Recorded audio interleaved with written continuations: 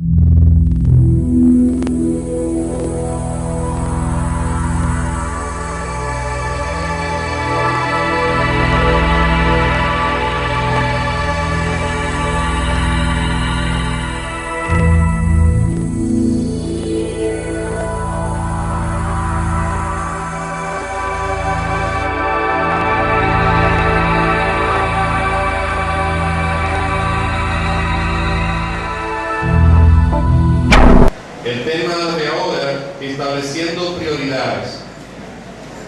En una ocasión, en una iglesia se hizo una encuesta. A 100 personas se le puso que llenase por orden de prioridad cuántos de ellos consideraban hacer tales o cuales cosas. En un renglón se le preguntaba que cuántos de ellos oraban con frecuencia. El 50% puso que sí oraban. ¿Cuántos de ellos asistían a la escuela dominical o escuela bíblica? El 60% puso que asistían. ¿Cuántos de ellos salían a evangelizar, a llevarle el mensaje a los perdidos? Solamente 7 personas de los encuestados pusieron que salían con frecuencia. ¿Cuántos de ellos asistían regularmente al culto del domingo? El 90% llenó la casilla. Y cuando se preguntó que cuántos de ellos creían que podían irse para el cielo con el Señor, el 100% puso que se iban a ir con Cristo. Alabado sea el Señor. Es increíble cómo las personas de boca dicen una cosa y con sus hechos entonces hacen todo lo contrario. Si el evangelismo, la predicación de la palabra de Dios, es el mandato de nuestro Señor Jesucristo, muchas veces el cristiano se deja identificar inmediatamente qué tan cerca está de Dios, de la misma manera en que siente amor y pasión por las almas que se pierden. Es ahí donde podemos nosotros decir, vamos a establecer prioridades. ¿Qué es lo que ocupa el primer lugar en nuestras vidas? ¿Qué es lo que más le dedico tiempo? ¿Qué es lo que tiene más significado para mí? Claro, el Señor en todos sus aspectos, en todas las esferas de lo que envuelve el ser cristiano. Pero dentro de ser cristiano, yo tengo que tener un sentir por la obediencia. Y esa obediencia está en llevar la palabra del Señor. Me llama la atención poderosamente el apóstol Pablo. Cuando una persona va al examen de la vista, donde el médico, cuando tiene una visión sincronizada perfecta, el médico le dice: felicidades, usted tiene una vista 20/20. ¿Verdad que sí, mis hermanos? Y es ahí cuando usted sale contento porque dice: wow, una visión 20/20 quiere decir que está bien perfecta. Y parece increíble que en las iglesias hoy en día muchas personas se quejan diciendo: no hay visión, y acusan a los líderes y a los pastores diciendo: fulano no tiene visión, el pastor no tiene visión, el hermano no tiene visión. Y hay personas que mal interpretan la palabra visión y cada uno está diciendo que debe tener su propia visión. El hecho es que no es una coincidencia que en el libro de los Hechos, capítulo 20, versículo 20, esté un texto bíblico que demuestra que hay una visión perfecta en el apóstol Pablo. Y en ese texto, que cualquiera que lo lee debe de tomarlo como ejemplo y como guía, vislumbra que este hombre tenía los pies bien plantados sobre la tierra y sus ojos puestos firmemente en Jesús. El texto dice: y como nada que fuese útil, he rehusado el enseñarle públicamente y de casa en casa. Wow. En otras palabras, para mí no ha habido algo más importante que predicar a Jesucristo, ya sea a multitudes o ya sea a personas individuales, cada uno en sus propias casas.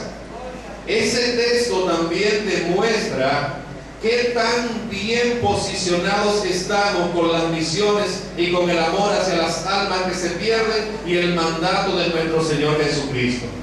Es verdad que hoy en día hay personas que salen a las misiones, es verdad que hay personas que salen de gira internacional, pero la mayoría de esas actividades que realizan son predicaciones en púlpitos, predicaciones en tarima, predicaciones en grandes eventos, y hasta se atreven a decir que andaban de misión.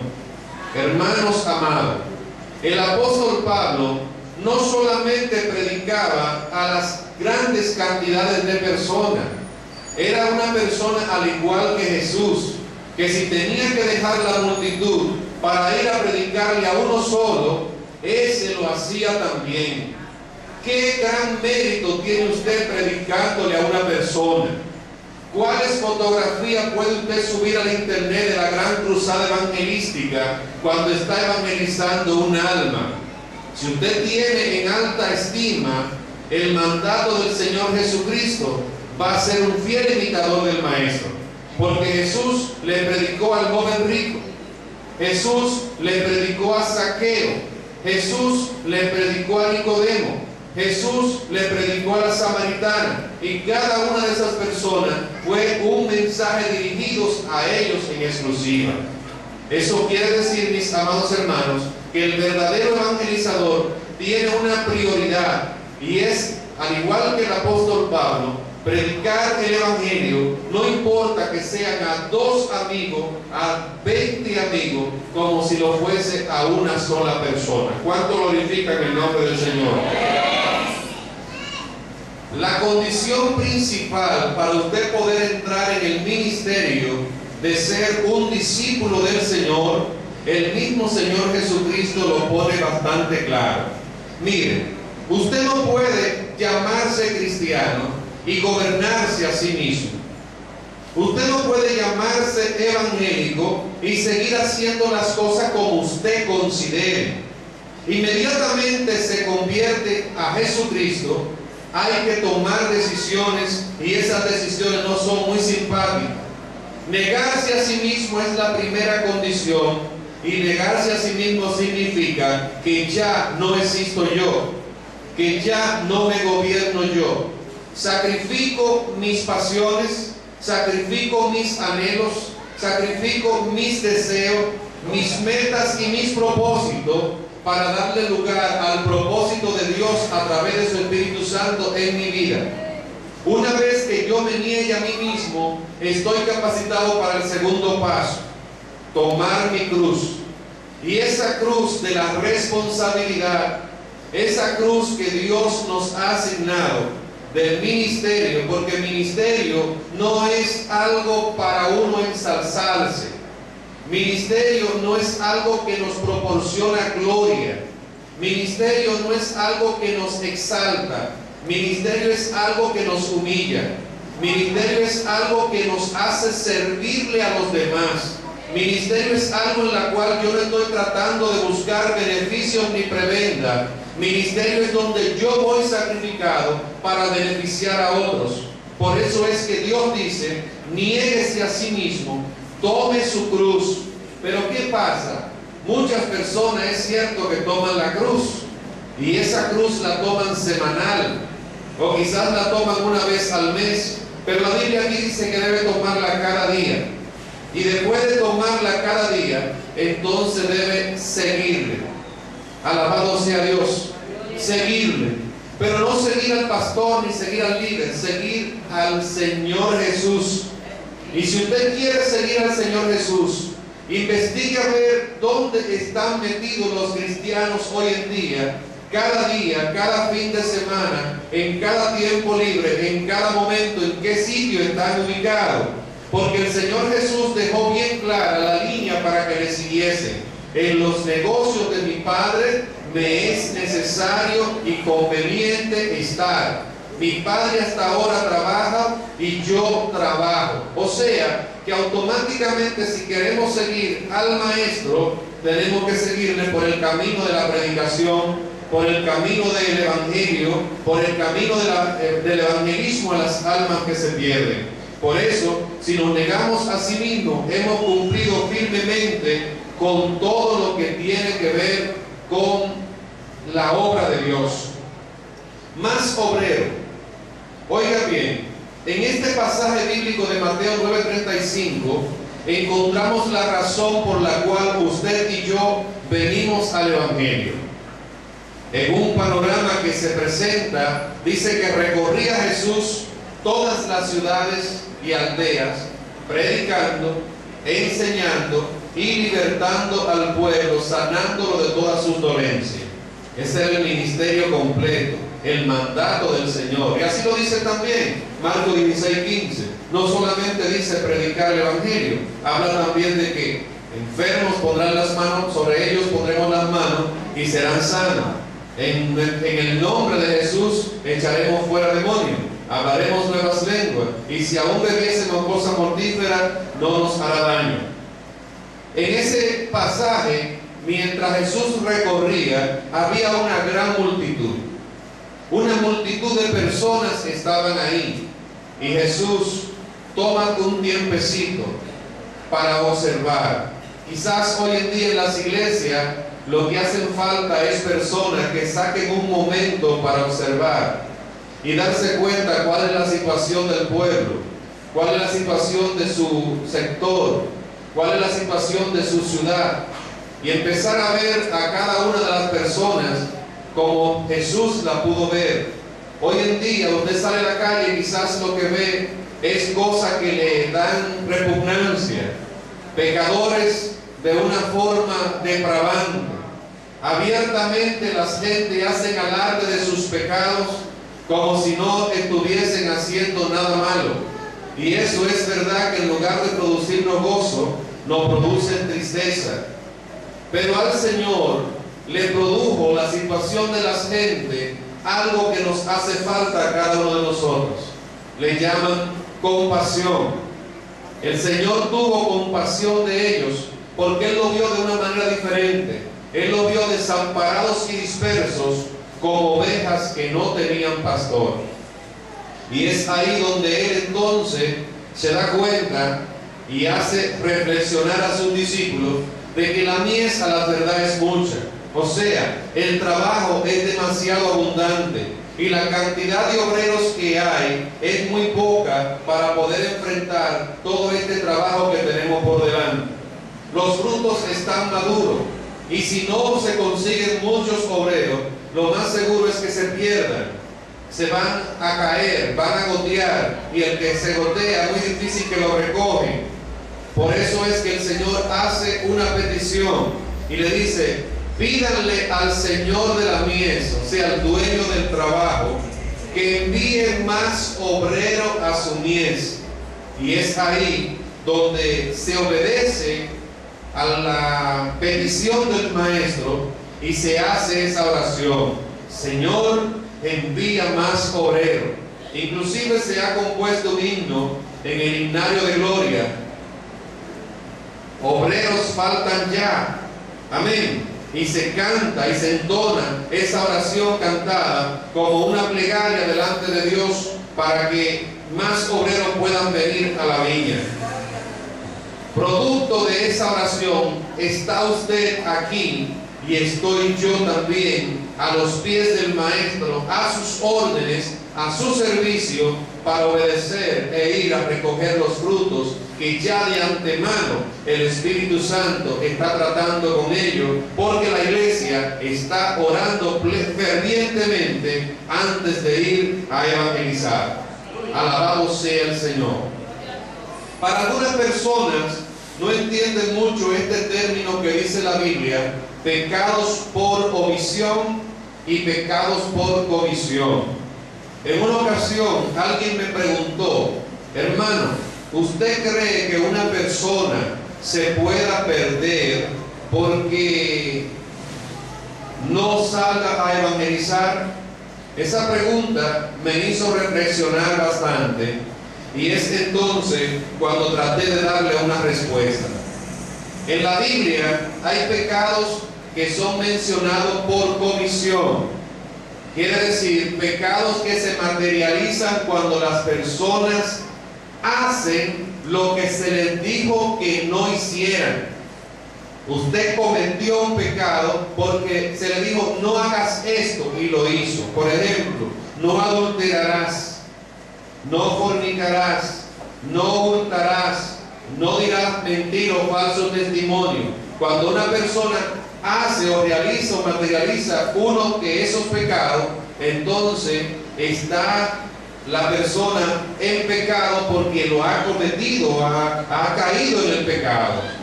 Pero ¿cómo podríamos explicar que una persona peca por omisión? Omisión quiere decir un pecado que se comete al no obedecer una orden. Para que esto pueda ser mejor ilustrado, digamos que la hermana Mariluz tiene 2 hijos, Esmeralda e Ismael, y en el momento de salir para el mercado, dice, ahí en la nevera, en el refrigerador, hay un dulce que está reservado para el pastor. Y a Esmeralda le dice, hay unas habichuelas que yo puse para que cuando yo regrese estén blanditas. Esas habichuelas estarán en la olla de presión y debes apagarlas en 1 hora aproximadamente. Mariluz sale confiada porque ha dado la orden a sus hijos y se tarda, se demora un poco y regresa un poquito pasado de la hora que acordó. Cuando llega, lo primero que le hace cambiar su semblante es un olor muy característico de habichuelas quemadas. Y cuando entra y ese aroma se siente fuerte, y mientras más adentro va llegando, más fuerte está, lo único que dice: Esmeralda, dejaste quemar la habichuela. Y en ese mal rato le da un deseo de beber agua, porque, óigame, el enojo y la indignación que se siente es terrible. Y va a la nevera, al refrigerador, lo abre, y en el momento de buscar el galón con el agua, ve el dulce que había dejado, que le falta un pedazo. Alabado sea el Señor. Al preguntar que quién comió el dulce, no había ni tan siquiera que preguntarlo, porque ella sabe que a quien le gusta el dulce es a Ismael. A Esmeralda ni le gusta. Hubieron 2 infracciones. ¿Cuál de ellos merece más castigo? ¿Ismael porque se comió la mitad del dulce que era para el pastor? ¿O Esmeralda, que se le dijo que atendiese las habichuelas, no las atendió y se quemó? Los dos, ¿verdad que sí? Los dos cometieron el mismo pecado porque ambos desobedecieron. Uno porque tenía que atender las habichuelas, o sea, no lo hizo. No hizo lo que tenía que hacer. Y el otro porque se dijo: no comas. Y en su estómago conserva la evidencia del pedazo de dulce que se comió. De la misma manera, en la Biblia hay mandatos, tal como los que le dije antes, que son por comisión, pero hay otros por omisión. Amaos los unos a los otros. Y usted entonces no ama a las personas, sino que ama a quien usted quiere. Usted ama a quien usted le da su voluntad. Usted ama a quien usted considera. Y la misma Biblia dice: si nosotros amamos a los que nos aman, ¿qué recompensa recibiremos? Hasta los escribas y los fariseos también hace eso, y los publicanos. Entonces, el Señor, cuando dice: id por todo el mundo y predicad el evangelio a toda criatura, usted mismo respóndase si la persona corre el riesgo de perder su salvación, sí o no, por no salir a predicar la palabra. Eso quizás es una ilustración que no tiene un fundamento bíblico. Sin embargo, nos vamos ahora con el fundamento bíblico del Antiguo Testamento. En el libro de Ezequiel, capítulo 3, cuando el Señor llama al ministerio al profeta, le dice claramente: Hijo de hombre, te he puesto por atalaya para la casa de Israel, o sea, como el vigilante y el mensajero, el que da la voz de alerta. Si yo dijere al impío, porque tú vas a oír la voz de mi parte y amonestarás al impío de parte mía. Si yo le dijere al impío, de cierto morirás, y tú no le apercibiese de su pecado, y él entonces morirá por su maldad, amén, pero tú, la sangre de ese impío, yo demandaré de tu mano, porque yo te dije a ti que a él le diera el mensaje, no se lo diste. Él va a morir como quiera por su pecado, pero tú vas a pagar por la sangre de él. Eso es en los tiempos de la ley. Ahora bien, si yo dijera al impío, de cierto morirá, y tú sí le apercibiese de su pecado, a fin de que él cambie de actitud y vuelva al camino, sepa que si él se arrepiente se salva, pero si no, como quiera, él va a morir por su pecado. Pero tú, por haberle predicado, por haber cumplido, entonces tú habrás librado tu alma. Alabado sea el Señor. No sé qué le dice a usted ese pasaje bíblico que Dios utiliza el término librado tu alma y no salvado tu vida. Porque el que salva su vida se refiere a la vida terrenal, pero el que libra su alma se está hablando de la vida eterna o la condenación eterna. Amén, mis hermanos. Y usted dice, bueno, eso es el Antiguo Testamento. Pero en el Nuevo Testamento, entonces, para que no haya dudas, recuérdese lo que pasó con los talentos. A uno se le repartió 5, a otro se le dio 2 y a otro se le dio 1. Al final del cabo vino el que le entregó los talentos buscando sus beneficios, y el que entregó 5 dio otros 5. Buen siervo, entra al gozo de tu Señor. Al que se le dio 2, multiplicó, negoció y ganó otros 2. Buen siervo, entra al gozo de tu Señor. Pero el que se le dio a uno solo, este entonces vino con excusas baratas, y lamentablemente Dios tuvo que darle el mensaje de condenación. Échenlo a las tinieblas de afuera. ¿Y por qué lo echaron a las tinieblas de afuera? Porque no puso en práctica lo que Dios le había dado. Y permítame decirle, mis amados hermanos, que cada uno de nosotros tenemos, óigame, automático ese talento de parte de Dios para predicarle a las almas que se pierden. Esto no es un don del Espíritu Santo, esto es algo que está propio en cada creyente agradecido.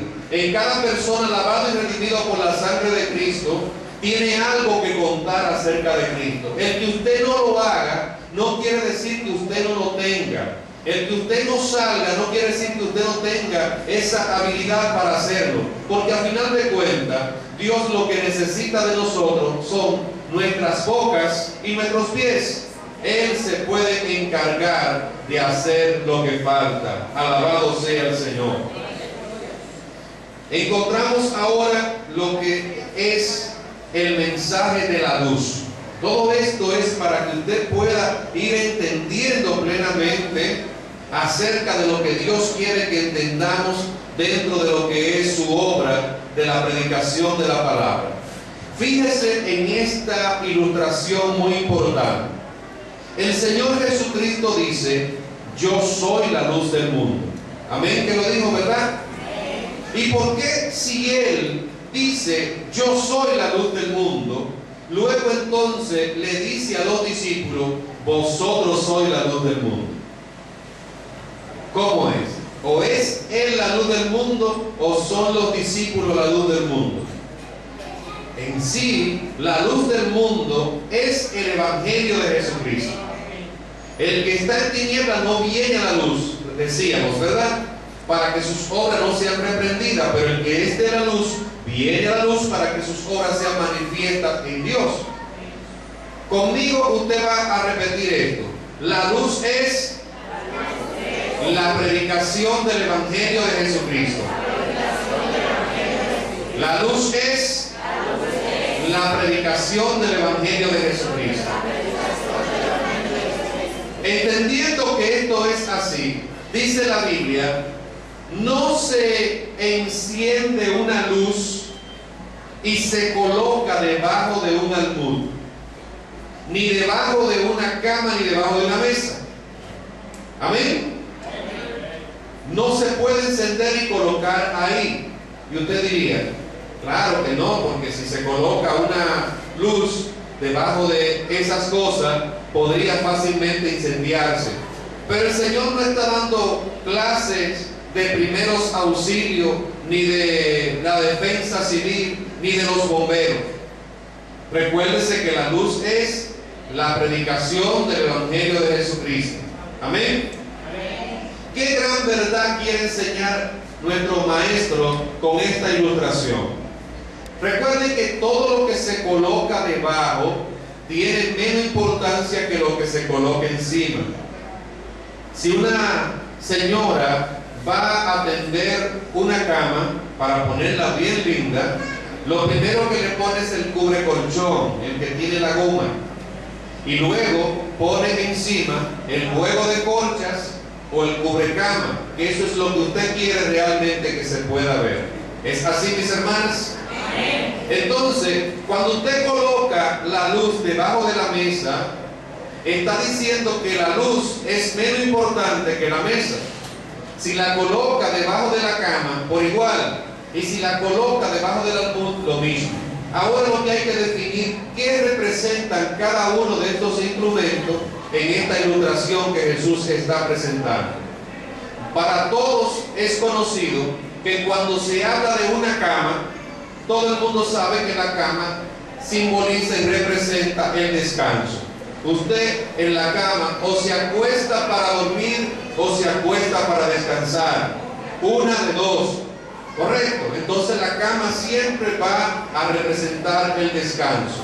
Cuando se habla de la mesa, aunque se hagan muchas cosas en la mesa, se estudie, se trabaje, pero la mesa siempre va a representar los alimentos. ¿Estamos de acuerdo, mis hermanos? El almud es la palabra más desconocida y representa un mostrador o una vitrina, dando a entender que hay una especie de negocio, alguien que atiende de este lado y la otra persona que solicita servicio del lado contrario. ¿Estamos de acuerdo? Ahora veamos, al colocar la luz debajo de la cama, usted está diciendo, la responsabilidad de la predicación del Evangelio es menos importante que el dormir y el descansar todos los días. Amén. Porque hay personas que lamentablemente si no duermen su par de horas todos los días, no se sienten bien. Está bien que descanse, pero le preguntamos, ¿está usted predicando la palabra del Señor? ¿O está prefiriendo mejor quedarse a dormir todos los días y no es capaz de sacar, aunque sea una vez a la semana, un día para ir a llevar el mensaje a los perdidos? Lo otro es los alimentos. Hay personas que la comida para ellos son el Dios. O sea, prácticamente todo gira en torno a la comida, en torno a los alimentos. Y hace que del afán de los alimentos su prioridad. Y no tienen tiempo para nada, porque o están trabajando para producir para comida, o están comiendo tanto, que están tan llenos, que tampoco pueden salir a predicar. Lo otro es el almud, y representa a las personas que trabajan. Si coloca la luz debajo, está diciendo, la responsabilidad de la predicación del Evangelio está de turno, porque mi vida es trabajar, trabajar y trabajar. No es malo trabajar y es bueno, y la Biblia misma manda que nosotros trabajemos. Tanto así que el que no trabaja tampoco come, dice la Biblia. Pero hay trabajo que usted lo escoge usted. Hay personas que deciden el tiempo que van a trabajar. Hay quienes son dueños de su propio trabajo y trabajan hasta tarde para no venir ni tan siquiera a la iglesia más que una vez a la semana. Entonces, una persona que viva trabajando el día entero y parte de la noche, no creo que va a tener tiempo en ningún momento para poder salir a llevar el mensaje a las almas que se pierden. No sé cuánto alaban al Señor, pero realmente esto es bastante crítico, porque lo que debe de suceder es que la luz sea puesta en un lugar alto donde pueda iluminar y alumbrar a todo el mundo. La responsabilidad de la predicación del Evangelio no es algo secreto. Pregúntese a usted mismo, en el lugar donde usted estudia, ¿todo el mundo sabe que usted es evangélico cristiano? En el lugar donde usted trabaja, ¿todo el mundo sabe que usted es lavado y redimido por la sangre de Cristo? No simplemente porque usted no use esto ni no use aquello. Eso no es lo que define. Todos ahí donde usted se mueve, donde usted trabaja, donde usted labora, donde usted se junta con las personas, deben saber que usted es cristiano evangélico porque usted predica el Evangelio de Jesucristo a las almas. Yo recuerdo una vez que mientras estaba en la UAS, predicando, estudiando más bien, desde el primer día que llegué a la universidad, mantuve mi línea de estudio secundario, de que todos los días llevaba tratados para repartirle a la gente. Le repartía tratados a los estudiantes, a los compañeros y también a los profesores. Y recuerdo una vez que una profesora le fui como incómodo para ella por yo ser cristiano evangélico. Y era una profesora que enseñaba filosofía. Y un día hace una pregunta y dice: mencióneme cuáles son las normas o las entidades que sirven como conciencias sociales. Y yo le dije varias y entre ellas le mencioné la religión. ¿Para qué fue eso? Pero qué ignorancia de parte suya. ¿Cómo usted puede decir que la religión, yo le dije, los cristianos evangélicos, ¿cómo usted puede decir eso en una clase como esta, en el pleno siglo XX? ¡Qué ignorancia! Óigame, y esa mujer prácticamente me lavó, me trapeó, me imprimió y luego me secó y me planchó también. Yo continué mi labor y todos los días seguía llevando el mensaje y le daba tratados a todas las personas. Recuerdo que una profesora me dijo un día: yo no sé qué hubiese sido de mí si no hubiese leído ese tratadito que tú me diste en la tarde de ayer. Y eso me motivó en gran manera porque vi que Dios estaba haciendo la obra. Con el paso del tiempo, Dios hizo algo en esa clase. Y resulta que la misma profesora, cuando explicaba su clase, parece ser como que Dios, a propósito, puso a todos los estudiantes brutos. A todos. No le entendían. Ella explicaba y se saboreaba explicando y explicando y nadie ni tan siquiera le decía nada. Y cada vez que ella preguntaba algo le levantaba la mano y le decía lo que ella quería oír. Y cada vez lo hacía y ella tuvo que confesar públicamente: yo no sé qué es lo que está pasando en esta clase, que solamente el hermano es el que me entiende. Alabado sea el Señor. Recuerdo que se quemaron todos. No le pasaron en la primera ronda, en los exámenes principales. Y le pasé con 84 y todos los demás se fueron para completivo. Si usted quiere, pregúntele. Se llama Lucitania Martínez, profesora de filosofía en el año 1986 de la UAS. La predicación del Evangelio de Jesucristo es prioritario, mis amados hermanos. No importa lo que la gente diga, usted tiene que poner su luz donde todo el mundo pueda verla. Porque esto no es cuestión de ser cristiano agachado, ni ser cristiano secreto. Somos luz para este mundo y sal para esta tierra. No podemos ser cristianos escondidos, sino cristianos que demos la cara por nuestro Señor Jesucristo. Dios le bendiga, mis hermanos.